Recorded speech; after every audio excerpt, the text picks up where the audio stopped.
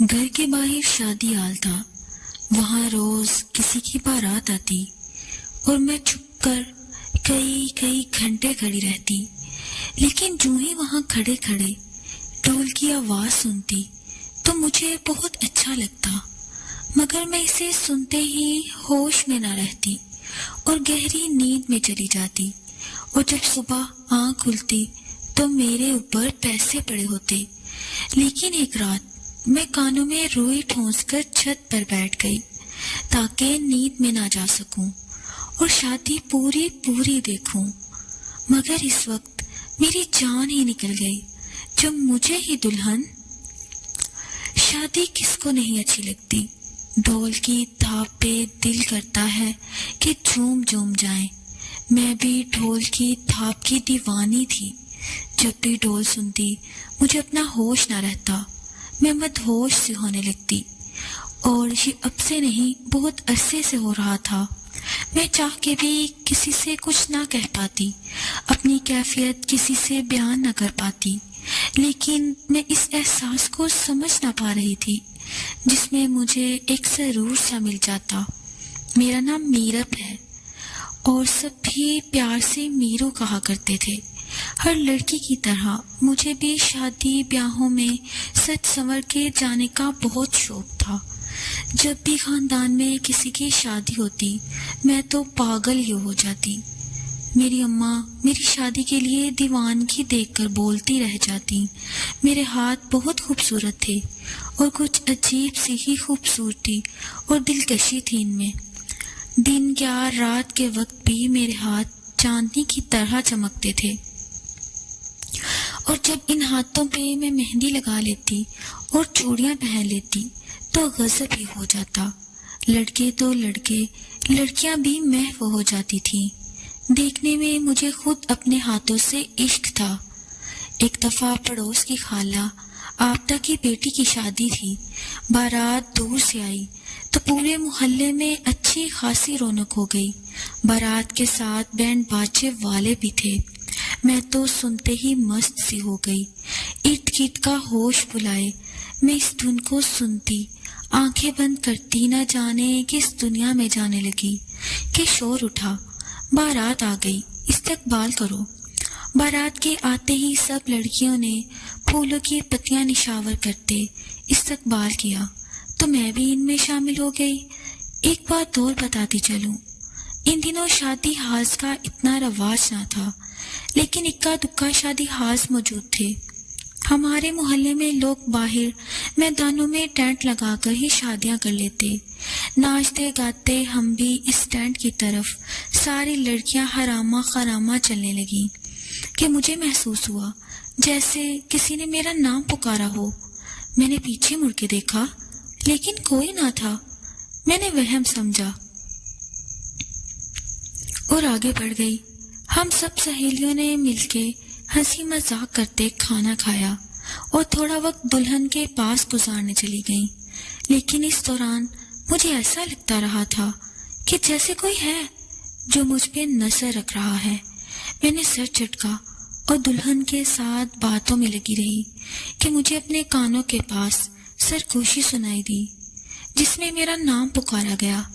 میرا دل ایک دم سے زور سے دھڑکا۔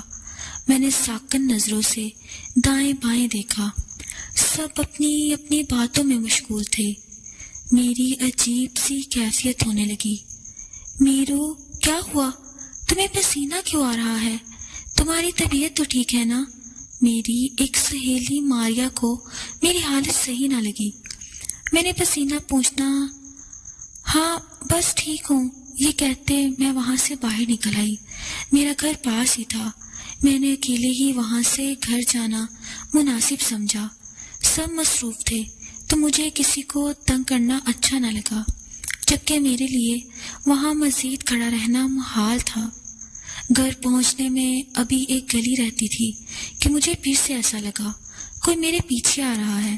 میں رک گئی، پیچھے مڑ کے دیکھا تو کوئی نہ تھا۔ میں نے تیز تیز قدم اٹھائے، کسی کے چلنے کی آواز بھی تیز ہوتی چلی گئی۔ میرا دل بہت بری طرح گھبرایا۔ اچانک سے میرے قدم رک گئے۔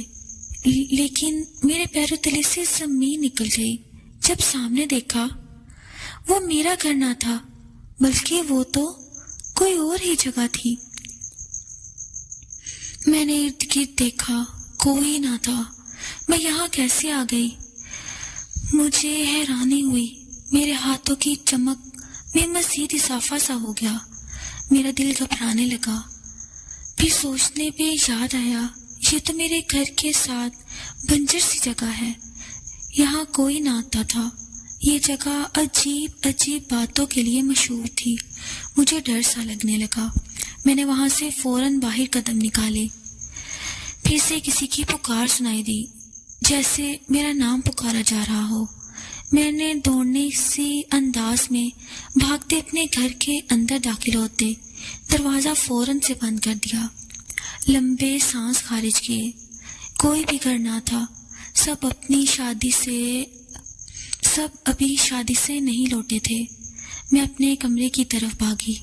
مجھے ایسے پسینہ آ رہا تھا جیسے میں نہا کے آئی ہوں۔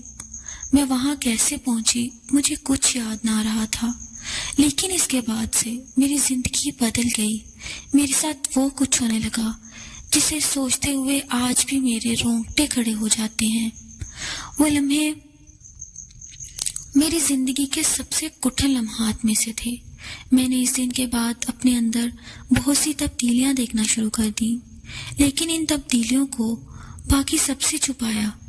میرے بال بہت لمبے اور کالے سیاہ ہو گئے اور اتنے گھنے اور خوبصورت کہ میں خود بھی دیکھتی تو دیکھتی ہی رہ جاتی۔ میرا جسم بھرا بھرا سا ہو گیا۔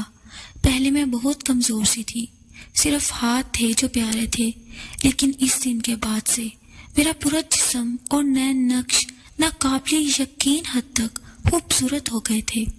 سبھی نے میرے حسن کی تعریفیں کرنی شروع کر دیں، اور صرف یہی نہیں، میرے رشتوں کی پہلے بھی کمی نہ تھی، لیکن اب تو سارے خاندان کے لڑکے دیوانے ہوئے پڑے تھے۔ یہ سب شروع دن کی باتیں تھیں۔ میں بہت خوش تھی اس سب سے، لیکن پھر میری زندگی میں اور بدلاؤ آیا جسے کوئی نہیں جانتا تھا۔ وہ پہلی رات جو میرے اندر کی لڑکی کو ہلا کے رکھ گئی۔ جب وہ مجھ پہ حاوی ہونے لگا، میں اپنے کمرے میں سوئی ہوئی تھی۔ مجھے بہت گہری نیند آیا کرتی تھی کہ تبھی اچانک میرے کانوں میں ڈھول کی آوازیں آنے لگیں، جو آہستہ آہستہ اونچی ہوتی چلی گئیں کہ میری آنکھ کھل گئی۔ مجھے لگا میں خواب دیکھ رہی تھی، لیکن دماغ تو اس وقت بھگ سے اڑا جب ڈھول کی آوازیں مجھے اپنے کانوں کے بالکل پاس محسوس ہوئیں۔ اتنی پیاری اور خوبصورت آواز جیسے پہلے میں نے کبھی نہیں سنا تھا۔ کوئی ڈھول کی تھاپ پہ بہت پیار سے سر بکھیر رہا تھا۔ میں اپنے حواس کھونے لگی۔ اس آواز کے تعاقب میں اٹھی اور چلنے لگی۔ مجھے نہیں پتا چلا کب میں چھت پہ پہنچ گئی اور کب میں منڈیر کے قریب کھڑی سامنے شادی ہال کو دیکھنے لگی، جو بہت خوبصورتی سے سجا ہوا تھا اور ایک سے بڑھ کر ایک دلکش منظر تھا۔ میں سی رات کے 1 بجے وہاں چھت پہ کھڑی دیکھے جا رہی تھی۔ ڈھول کی آواز مجھے بالکل کان کے پاس سنائی دے رہی تھی۔ وہاں کھڑے کتنے گھنٹے گزر گئے مجھے نہیں پتا، لیکن ڈھول کی آواز کو سنتی جھومتی جا رہی تھی۔ میں دھیرے دھیرے جھومتی نیند کی وادی میں جانے لگی اور وہیں بے ہوش ہوتی گر گئی۔ صبح آنکھ کھلی تو حیران رہ گئی۔ میرے اوپر کئی نوٹ بکھرے پڑے تھے جو تعداد میں بہت زیادہ تھے۔ میں جلدی سے پریشان ہوتی اٹھتی ان نوٹوں کو اکٹھا کرتی، نیچے اپنے کمرے کی جانب بھاگی اور اندر جاتے ہی دروازہ بند کرتی ان نوٹوں کو دیکھنے لگی۔ وہ کرارے کرارے نوٹ، انہیں دیکھ کے میں دھک سی رہ گئی۔ وہ سارے اصلی تھے۔ کہاں سے آئے تھے میں نہیں جانتی تھی۔ میں نے انہیں اپنے کبرڈ میں کپڑوں کے نیچے چھپا دیا۔ کسی سے اتنی میل جول نہ رکھتی تھی کہ اپنا راز اسے بتا سکتی۔ سارا دن اسی سوچ میں گزر گیا کہ اتنے زیادہ پیسے آئے کہاں سے۔ 2 سے 3 دفعہ جا کے چیک کرتی کہ کہیں غائب تو نہیں ہو گئے، لیکن انہیں وہیں دیکھ کر مجھے اب خوشی سی محسوس ہو رہی تھی کہ میرے پاس ڈھیر سارے پیسے ہیں۔ میرا دل چاہا اور اس طرح سے زیادہ سارے پیسے مل جائیں، کتنا مزہ آئے۔ کہتے ہیں نا، کوئی وقت ہوتا ہے قبولیت کا، اور میں نے جب دعا مانگی وہ بھی قبولیت کا ہی وقت تھا۔ اس رات بھی سوئی تو ٹھیک 1 بجے پھر سے مجھے ڈھول کی آوازیں آنا شروع ہو گئیں۔ میری آنکھ کھل گئی، شاید پھر کوئی بارات آئی ہے۔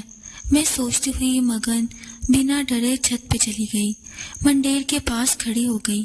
وہی کل والا منظر پھر سے دکھائی دے رہا تھا، ڈھول کی آواز بھی تیز ہو گئی تھی۔ مجھے لگا جیسے میں بھی اس شادی حال میں موجود اس شادی کا ایک حصہ ہوں۔ آواز سنتے سنتے میری آنکھیں پھر سے بند ہونے لگیں، اور کب میں نیچے گرتی سو گئی مجھے بالکل پتہ نہیں چلا۔ صبح آنکھ کھلنے پہ پھر سے ڈھیروں پیسے میرے اوپر گرے پڑے تھے۔ میں نے جلدی سے اٹھتے سارے پیسے سمیٹے اور نیچے آ گئی۔ یہ پیسے بھی اس جگہ رکھ دیے، وہ بہت زیادہ تھے۔ میں حیران و پریشان تھی کہ محلے میں کس کی شادی ہے جو اتنے دھوم دھام سے ہوتی ہے اور ہمیں کسی نے بلایا ہی نہیں۔ اس بات کو سوچتے سوچتے اماں سے پوچھنے کا ارادہ کیا۔ اماں سے پوچھا تو وہ میرا منہ دیکھنے لگی۔ میرو، باہولی ہوئی ہے کیا؟ کسی کی شادی نہیں تھی رات کو، اور تجھے کس نے کہا شادی تھی؟ اماں الٹا مجھے لتاڑنے لگی۔ اماں، میں نے آوازیں سنی تھی ڈھول کی، میں نے مناتے ہوئے کہا۔ اچھا، ہمیں تو کوئی آواز نہیں آئی، تو نے خواب دیکھا ہوگا۔ چل اٹھ، جا کے یہ چھت پہ کپڑے ڈال کے آ۔ سرسری سے انداز میں کہتی وہ اندر چلی گئی۔ میں گیلے کپڑوں کی ٹوکری اٹھائے چھت پہ چلی گئی۔ تار پہ کپڑے ڈالتے مسلسل رات کے بارے میں سوچ رہی تھی۔ کیا وہ واقعی میرا خواب تھا یا سچ؟ کہ اچانک میری نظر سامنے اٹھی۔ میں دھیرے سے منڈیر کے قریب ہوتی سامنے جھانکنے لگی۔ وہ شادی حال ہمارے برابر میں ہی تھا، یہ تو مجھے اچھی طرح یاد تھا۔ میں نے ساری جگہ نظر دوڑا لی، لیکن مجھے تو ارد گرد صرف گھر ہی دکھ رہے تھے۔ یہ شادی حال کہاں چلا گیا؟ یہی تو تھا۔ خود سے سوال و جواب کرتی میری نظر یکدم سے سامنے اٹھی تو میرے رونگٹے کھڑے ہو گئے۔ سامنے ہی بنجر علاقہ تھا، ہاں وہی علاقہ جہاں ایک دفعہ میں بھول کے چلی گئی تھی۔ وہی جگہ تھی جہاں رات کو شادی ہوئی تھی، لیکن اب اس وقت وہاں کچھ نہ تھا، بالکل ایک سناٹا، ایک دل چیر دینے والی خاموشی۔ میں اس جگہ کو دیکھتی چلی گئی، مجھے پتہ ہی نہ چلا کب میری آنکھوں سے پانی بہنے لگا اور میں فوراً وہاں سے بھاگتی نیچے آئی۔ میرا دل بہت عجیب انداز میں دھڑک رہا تھا۔ اگر وہاں بنجر زمین تھی، کھنڈر سا بنا ہوا تھا، تو شادی حال کہاں تھا جہاں روز رات کو شادی ہوتی تھی؟ میرا دماغ سچ میں گھوم گیا تھا۔ میں نے سوچا شاید اماں صحیح کہتی ہیں، میرا خواب ہوگا۔ تو وہ پھر پیسے، میں نے فوراً کپبورڈ کھولی اور اس میں دیکھا تو اس میں پیسے جوں کے دوں پڑے تھے، مطلب وہ خواب نہیں سچ تھا۔ اور یہ سلسلہ چل نکلا۔ روز ہی رات کو مجھے ڈھول کی آواز آنے لگتی اور میں انہیں سننے چھت پہ جاتی، وہیں گہری نیند میں چلی جاتی۔ صبح اٹھتے ہی ڈھیروں پیسے میرے اوپر پڑے ہوتے، اور سب سے عجیب بات، اس سب کی کسی کو کانوں کان خبر نہیں ہو رہی تھی۔ میں اس سب سے تنگ پڑ گئی تھی، میں یہ سارا کچھ روکنا چاہ رہی تھی، لیکن میرے اختیار میں کچھ تھا ہی نہیں، کیونکہ مجھے اس کا پتہ ہی نہیں تھا۔ کچھ دن گزرے کہ میری اماں کے جاننے والوں میں سے میرا ایک بہت اچھا رشتہ آ گیا۔ لڑکا خوش شکل اور اچھی نوکری پہ تھا۔ سب گھر والوں کی مرضی سے میرا رشتہ وہاں ہو گیا۔ میں بھی سب کچھ بھول بھال کر اپنے رشتے سے خوش تھی، لیکن مجھے یہ خوشی زیادہ دیر راس نہ آئی، اور جس طرح اچانک رشتہ ہوا ویسے ہی ٹوٹ بھی گیا۔ اماں پریشان، میں خود ہی قصوروار سمجھنے لگی خود کو۔ اب یہ سلسلہ بھی چل نکلا، رشتہ آتا لیکن بات ہوتے ہی بات ختم ہو جاتی۔ اماں مجھے کسی بابے کے پاس لے گئیں اور دم درود کرانے لگی۔ اس نے دم درود کرتے میری طرف غور سے دیکھا اور دھواں اڑایا۔ میرا تو سانس بند ہونے لگا۔ میری طبیعت اچانک سے خراب ہونے لگی اور میں نے اس بابے کو گھورتے دیکھا کہ وہ ڈر گیا۔ میری آنکھیں خوفناک حد تک لال پڑ گئیں۔ لے جاؤ اسے یہاں سے، لے جاؤ۔ وہ بابا اٹھ کے اندر کی طرف بھاگ گیا، جبکہ اماں مزید پریشان ہوتی مجھے واپس کر لے آئیں۔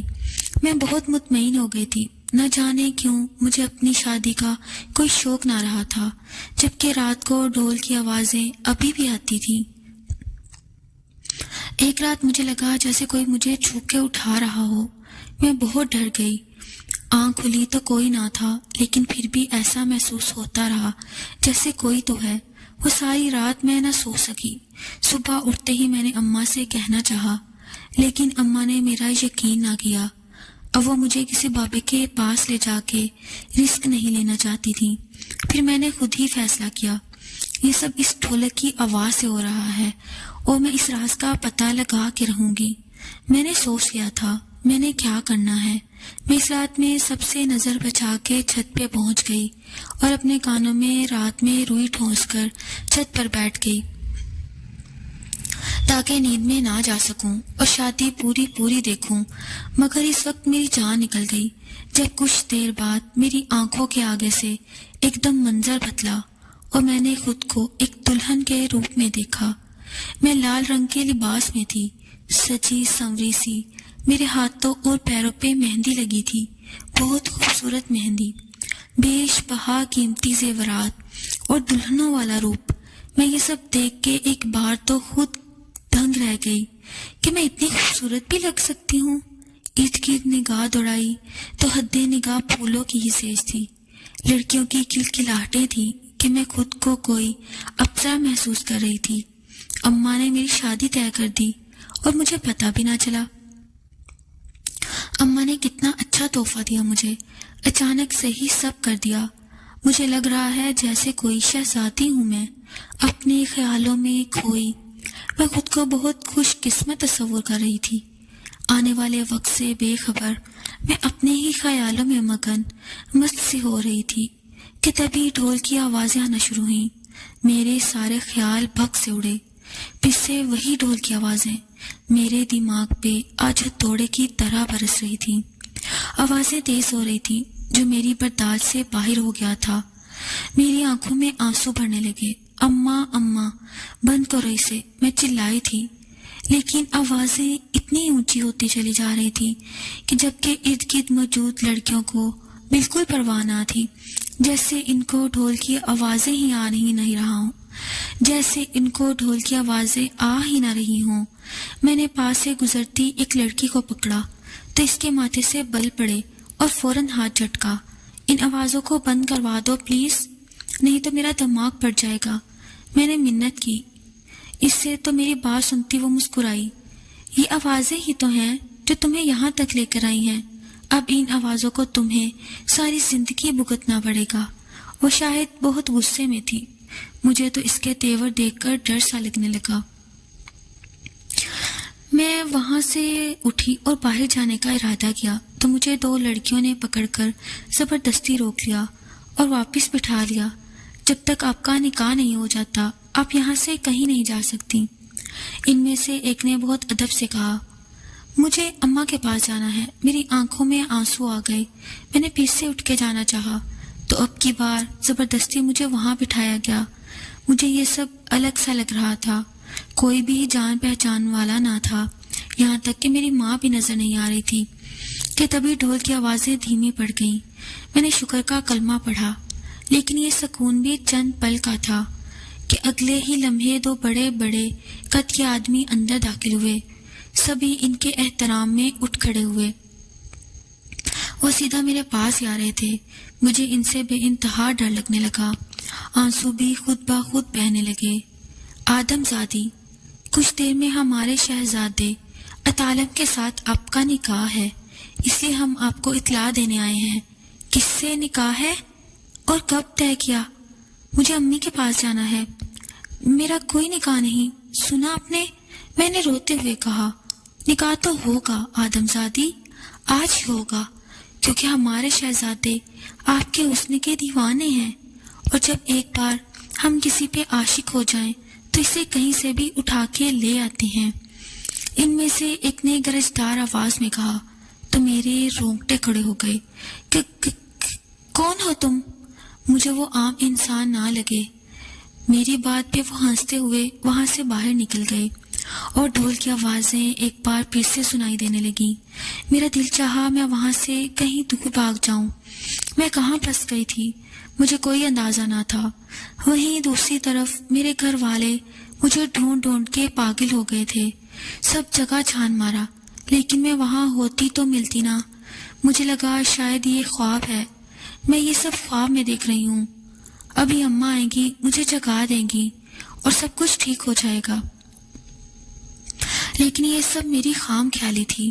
میں جہاں پھنسی تھی وہاں سے نکلنا صرف موت کی صورت میں ہی ممکن تھا۔ میں رونے لگی، وہاں موجود بنی سنوری عورتوں سے بھیک مانگنے لگی کہ مجھے وہاں سے نکالو، لیکن کسی نے میری نہ سنی۔ شادی کا ماحول عروج پکڑ رہا تھا۔ میرا دل کر رہا تھا سب کچھ نوچ کے پھینک دوں، لیکن میں یہ بھی نہیں جانتی تھی یہ کوئی عام مخلوق نہیں، کوئی اور مخلوق ہے، یہ انسان نہ تھے۔ یہ سچ جانتے ہی میں تھر تھر کانپنے لگی۔ میں نہیں جانتی تھی کہ کتنا وقت مجھے وہاں بیٹھے گزر گیا، لیکن میرا میک اپ، میرا دلہنوں والا لباس اور حسن ذرا مان نہیں پڑا تھا۔ کئی لڑکیوں کے چہرے پہ حسرت تھی تو کئی لڑکیوں کے چہرے پہ مجھے اپنے لیے احترام نظر آیا کہ اس وقت کسی عورت نے آ کے نہ جانے کس زبان میں ان سب عورتوں سے کچھ کہا تو وہ ایک ایک کر کے وہاں سے ایسے غائب ہونے لگی جیسے وہاں تھی ہی نہیں۔ میں آنکھیں پھاڑے حیرت سے دیکھتی رہ گئی۔ وہ سینکڑوں کی تعداد میں تھی، یا شاید اس سے بھی کئی زیادہ۔ میں نے دل ہی دل میں اپنے رب کو پکارا۔ ایک وہی تھا جو میری مدد کر سکتا تھا۔ وہ جگہ بالکل خالی ہو گئی۔ اب میں وہاں بالکل اکیلی رہ گئی تھی اور جان لیوا خاموشی۔ میں نے دیکھا کوئی نہ تھا۔ ایسا لگ رہا تھا یہ طوفان سے پہلے کی خاموشی ہو، اور واقعی ایسا ہوا۔ 3 آدمی جن کے قد بہت لمبے تھے وہ اندر داخل ہوئے اور انہوں نے مجھے آپس میں کچھ بات کی۔ مجھے ان کی کوئی بات سمجھ نہ آئی۔ پھر ان میں سے ایک جو کافی بوڑھا لگ رہا تھا میرے پاس آ کے کھڑا ہو گیا۔ آپ کا نکاح ہے میرو، ہمارے جنات کے شہزادے اتالم کے ساتھ، اور آپ کا نکاح ابھی پڑھایا جائے گا۔ وہ کیا کہہ رہے تھے کیا نہیں میں نے نہیں سنا، میں نے تو بس لفظ جن پہ ہی اٹک کے رہ گئی تھی۔ اتنے میں ایک اور آدمی آگے بڑھا، نہ جانے وہ کس زبان میں بول رہا تھا، اور پھر چپ ہو گیا۔